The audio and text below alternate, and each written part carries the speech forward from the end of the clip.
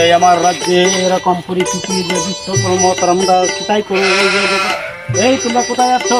চলে আসো আমার রাজ্যের মাঝে, এত কেন বিশৃঙ্খল করছি? আদেশ করেন মহারাজ। এই মন্ত্রী কোথায়? মহারাজ, আমি একটা সুখবর শুনে যাচ্ছি। কি শুনছো তুমি?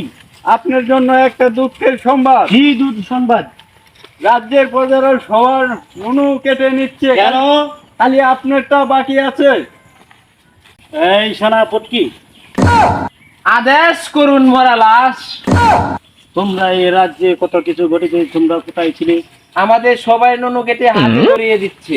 কেন তোমরা এত আদেশ এই মহল্লে মানে এত কিছু হচ্ছে আমি কেন জানি না। এটা ওইখানে যুদ্ধ হয়েছিল, এই কারণে আমাদেরকে এই অবস্থা করেছে। তাহলে এই ঘোষণা যদি হয়ে থাকে তাহলে মন্ত্রী মশাই কোথায়? মন্ত্রী মশাই, মন্ত্রী মশাই কোথায়?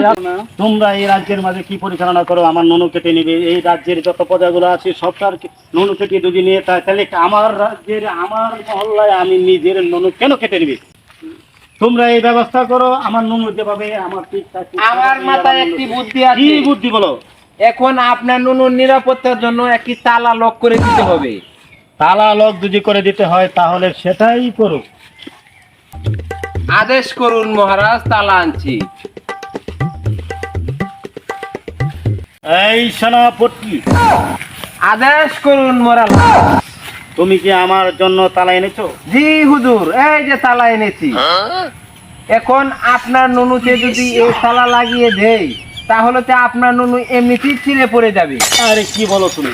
এই আমার নিরাপত্তার জন্য তোমরা এত বড় তালা এনেছো, তাহলে তো আমার কোনো নিরাপত্তাই হচ্ছে না। তাহলে এখন কি করা যায় সেটার ব্যবস্থা তোমরা করো। সেনাপতি কোথায়?